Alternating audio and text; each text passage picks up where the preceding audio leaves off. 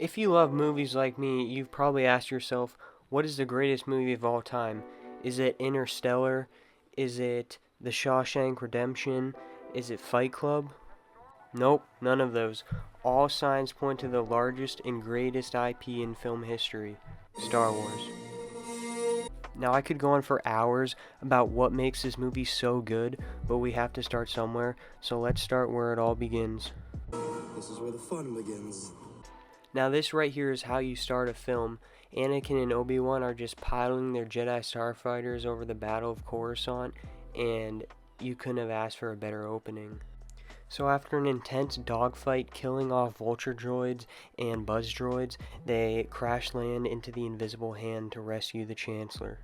And the Invisible Hand is this man's ship, which is basically a modified Providence-class dreadnought. Now, Chancellor Palpatine is actually being held at the very top of it in that little tower up on the screen I'm showing here, which is kind of a funny place to hold a prisoner when, that part of the ship could easily get broken off or damaged in a fight. But Anakin and Obi-Wan make it to the front of the tower and they are confronted by none other than Count Dooku. Now, after they battle it out in a long and really well choreographed lightsaber fight by Nick Gillard, Anakin Skywalker is able to defeat Count Dooku with the encouragement of Palpatine, who is still slowly manipulating him into Darth Vader.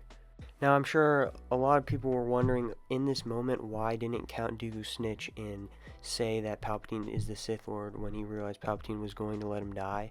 But I think that, he's a deer in the headlights. You can see on his face there's so much going through his mind. And, he just had his hands cut off. So I don't think he really was clearly thinking straight and would have been able to say that this is who Palpatine really is. General Grievous. You're shorter than I expected. Now, Anakin and Obi-Wan get captured by Grievous. They escape. Not really escape. Grievous runs away like he always does. They land the Invisible Hand, or what's left of it. Padme reveals that she's pregnant to Anakin. And really the Clone Wars rages on. So Obi-Wan goes to Utapau to have a fight with General Grievous in order to end this war once and for all, and Yoda is sent to Kashyyyk to help the Wookiees with the invasion. Now, during all this, we are witnessing the fall of Anakin firsthand. Palpatine is slowly manipulating Anakin. The Jedi Council is using him to spy on his best friend, really. The council decides not to make Anakin a Jedi Master, and he's just spiraling down. And the only person he really can turn to help save Padme now is Palpatine. So that is exactly why, instead of listening to Windu and staying back in the council chambers, he goes right out to save him, because that's the only hope he has for Padme. Now, there couldn't have been a more perfect time for Anakin to walk in Palpatine's favor, because, Palpatine's just on the ground defenseless, and, it looks like Mace Windu is just doing something that is wrong in the Jedi Code. I need him! Please, Now that Windu is defeated and Anakin is now Darth Vader, it is time to execute Order 66. Now, before Palpatine calls Cody, he sends Anakin Skywalker to the Jedi Temple to eliminate all the Jedi, and you just get one of the most badass scenes of Nightfall Vader marching up the temple steps, followed by the 501st.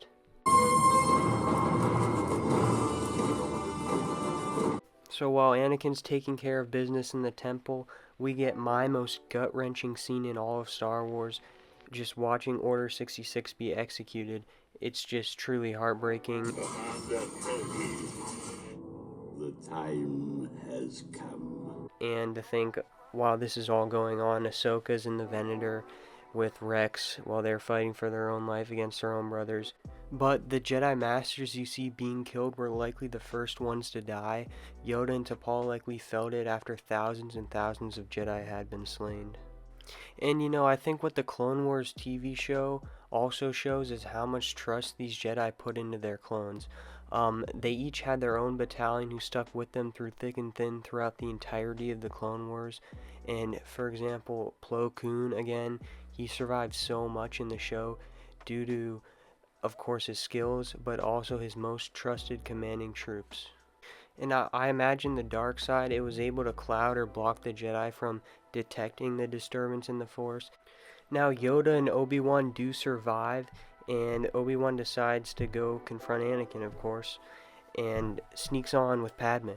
Now, per Palpatine's orders, Anakin goes to Mustafar and wipes out all the remaining Separatist leaders and sees Padme there waiting for him, and they have a talk, and Obi-Wan just comes out standing there menacingly, and I truly do fully believe he would have at least heard Padme out instead of choking her out if Obi-Wan wasn't just standing there menacingly waiting for them. Now, there is no other way to put this. This is the greatest duel in not just Star Wars history, movie history. From the emotions going into it, the choreography, everything about this is perfect, and nothing can change my mind on that. I gotta tell you, it was perfect. Perfect. Everything, down to the last minute details. So while this fight is going on, both Sidious and Yoda are also simultaneously fighting, and they are probably the most powerful Jedi and Sith in the entire galaxy, so that was a cool fight to see. But Anakin does try the high ground on Obi-Wan. It doesn't go too well, and he gets cooked up. I think that George does a really good job wrapping up the rest of this movie. Palpatine goes and gets what's left of Anakin. He turns him into Darth Vader, putting him into the iconic suit. There's a funeral for Padme because she actually died from sadness in childbirth. Couple things I have to say about this scene. If you can look in her hand, she's holding the little charm that Anakin made her in episode 1. I really love that. Another thing to point out, I also loved in Tales of the Jedi, Ahsoka was actually visiting her at her funeral. We get a shot of what's to come with the construction of the Death Star. Little Leia is sent to Alderaan with the Organas, and Obi Wan Kenobi takes Luke to Uncle Owen and Aunt Beru. But with that being said, that's pretty much the end of this video. If you made it this far, thank you, I appreciate you. Let me know down in the comments below what kind of videos you want me to do next. But I hope everyone has a good one. Thank you.